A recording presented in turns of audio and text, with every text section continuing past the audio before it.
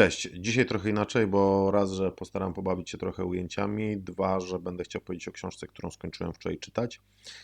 I nie jest to książka związana ani z planowaniem produkcji, ani z zarządzaniem zapasami, a mianowicie jest to książka Gra bez końca Simona Sineka.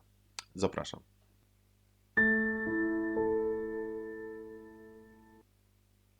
O czym jest ta książka? Ta książka jest o tym, że biznes jest grą nieskończoną. Jest grą, w której nie można wygrać, w której nie można zająć pierwszego miejsca, a skupienie się na tym, żeby pokonać swoich rywali, nie jest dobrą strategią. Główna teza tej książki to, że w grze nieskończonej należy trzymać się pewnych określonych zasad. I są to zupełnie inne zasady niż te, które obowiązują w grach skończonych. Simon mówi tutaj o tym, jak ważna jest etyka i odpowiedzialność, jak kluczowa jest słuszna sprawa, wokół której tworzymy biznes, jak krytyczne jest zaufanie w biznesie, jak powinniśmy traktować i współpracować z naszymi rywalami, jak ważna jest elastyczność, jaką rolę w tym wszystkim odgrywa odważne przywództwo i ile zła biznesowi, ludziom i światu wyrządziły tezy Miltona Friedmana.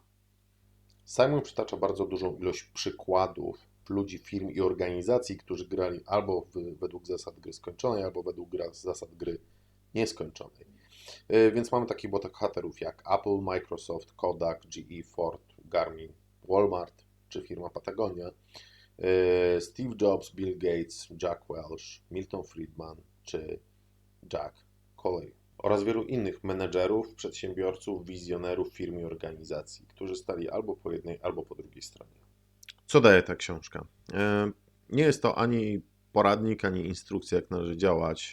Ja nazywam takie książki światopoglądowe. Obalają one pewne paradygmaty, szerzą idee, wspierają rewolucję, która obecnie dzieje się pomału w świecie biznesu, a która ma za zadanie obalić obecny ład, czyli to, że biznes w dalszym ciągu jest skupiony na zysku i na kulcie inwestorów, na kulcie shareholderów i na tym, że to im trzeba dawać najwięcej wartości i że to, co robimy, im ma przysporzyć największe zyski.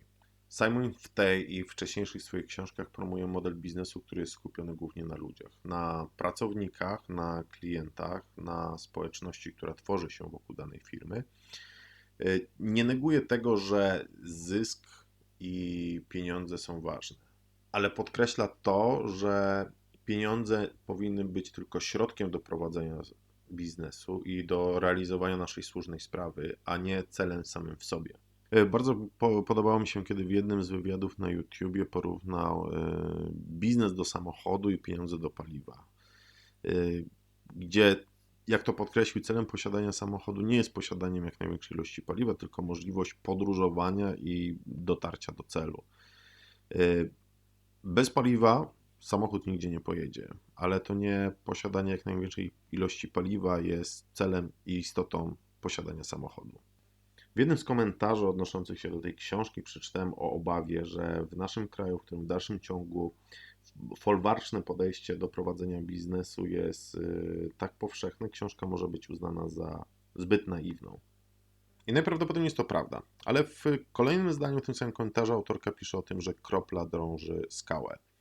Autorów takich jak Simon jest coraz więcej, są coraz bardziej popularni, mają coraz większy wpływ na świat biznesu.